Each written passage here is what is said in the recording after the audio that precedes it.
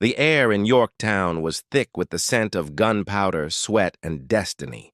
Cannons thundered in the distance, like the voice of Providence itself. Flags waved in the humid Virginia breeze, their colors not just stitched fabric, but living symbols of defiance. And at the center of this crucible stood a man, not a king, not a tyrant, but a farmer, a general, and a reluctant warrior of liberty, George Washington.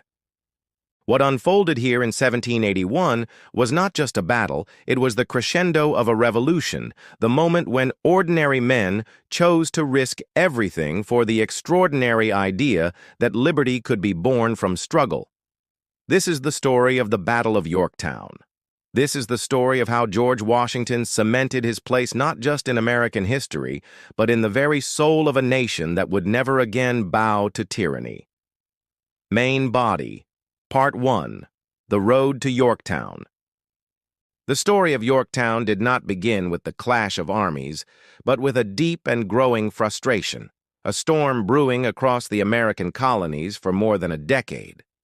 As early as 1765, with the imposition of the Stamp Act, Americans began to question their place within the British Empire.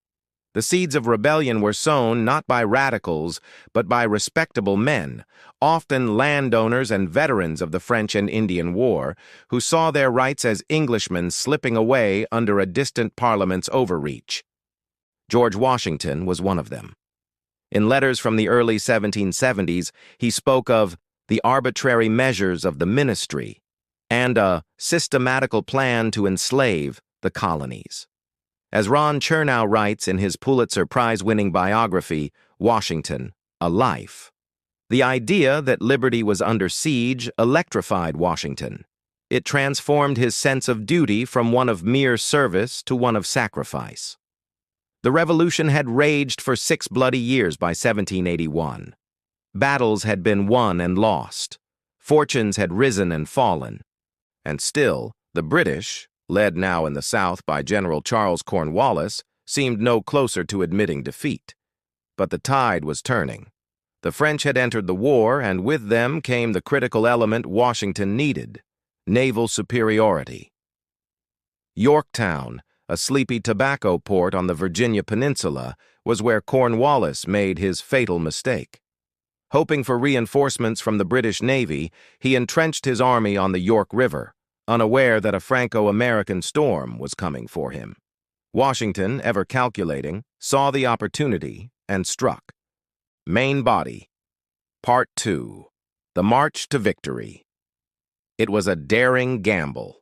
Washington, together with French General Rochambeau, marched more than 400 miles from New York to Virginia, masking his movements so well that even the British in New York believed he planned an attack on Manhattan.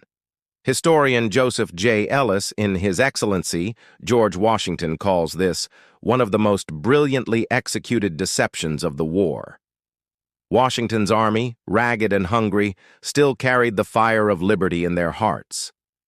These were not the polished battalions of Europe. They were farmers, blacksmiths, sons of the soil, fighting not for gold or glory, but for the hope that their children might one day live free. And that belief, that righteous cause, made them unstoppable. When they reached Yorktown, the French fleet under Admiral de Grasse had already blocked the Chesapeake Bay, trapping Cornwallis by land and sea. It was as if Providence itself had conspired for this moment. The siege began on September 28, 1781. Washington's men dug trenches, moved artillery, and began the slow, brutal work of surrounding the British. The bombardment began with relentless fury. Cannons pounded day and night. In a letter, Washington described the scene. "The whole peninsula trembles under the weight of our shot." According to historian David McCullough in 1776, the sound of American and French guns was not just noise, it was the voice of history breaking chains. At this point in the story, pause. Imagine standing in that trench shoulder to shoulder with patriots who had left everything behind: homes, families, comfort. They were outnumbered, outgunned, and yet they believed. They believed in something greater than themselves. And now, more than 2 centuries later, Their sacrifice demands our remembrance. If you believe in the enduring strength of American values, of courage, of freedom, of individual liberty, then subscribe to this channel. Here, we tell the real stories of those who came before us, the stories that shaped a nation. Join us and never let history be forgotten. Main Body, Part 3, Washington's Hour of Glory. On the night of October 14th, a critical assault was ordered by Washington. Two key British redoubts, fortified positions known as Redoubt 9 and Redoubt 10, had to be taken to break the enemy's line. In what became one of the most iconic moments of the entire war, Washington sent Alexander Hamilton to lead the charge on Redoubt 10.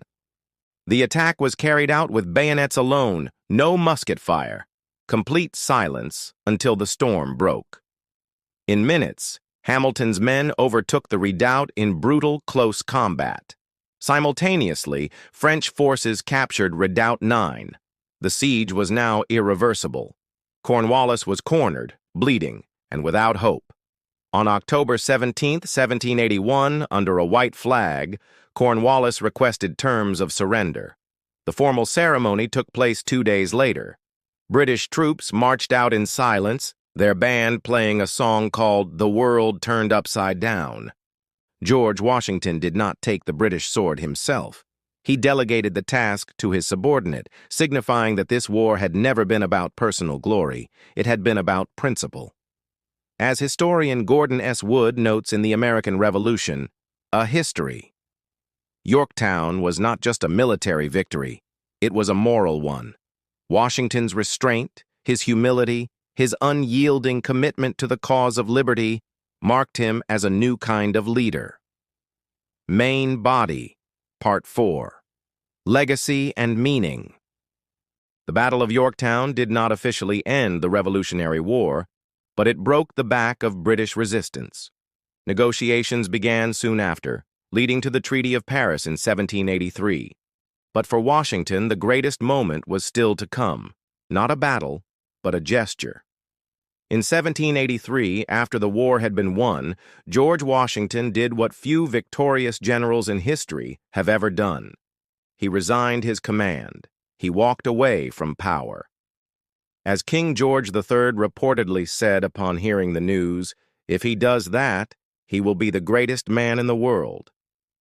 This act of renunciation was as profound as any battlefield triumph. It proved that the American Revolution was not about installing a new king, but about building a new kind of nation. Washington returned to Mount Vernon a private citizen, knowing he had given his country the gift of freedom and the example of honor. For American conservatives today, Washington's legacy is more vital than ever. He stood for self-governance, limited power, moral character, and divine providence. He did not chase power. He shouldered it as a burden of duty. He did not promise utopia. He delivered sacrifice. And in that, he became not just the father of his country, but a moral compass for all generations. As Victor Davis Hanson wrote in The Case for America's Past, Washington embodied the essence of the American ideal, restraint in victory, dignity in office, and loyalty to a republic of laws rather than men. And so, we return to Yorktown, not as mere observers of the past, but as inheritors of a sacred story. On those muddy fields, liberty bled. On those ramparts, freedom roared. And in the heart of one man, calm, commanding, and resolute, the fate of a republic was forged. George Washington didn't just win a battle. He defined what it meant to be American, not through ambition, but through sacrifice, not through dominance, but through virtue. He taught us that leadership means service, that power means restraint, and that the price of liberty is eternal vigilance. Let us never forget that the freedoms we enjoy today were purchased with powder, pain, and patriotism. Let us never grow weary in defending the values Washington died protecting: family, faith, country, and Constitution. Let his example be a fire that burns in the heart of every American, especially in times of trial. Because Yorktown is not just history. It is a reminder. that when men of principle rise, empires fall, and that one man, guided by conviction and faith, can shape the destiny of millions. We are Americans, and we will never kneel again. Let that echo in the soul of every patriot watching.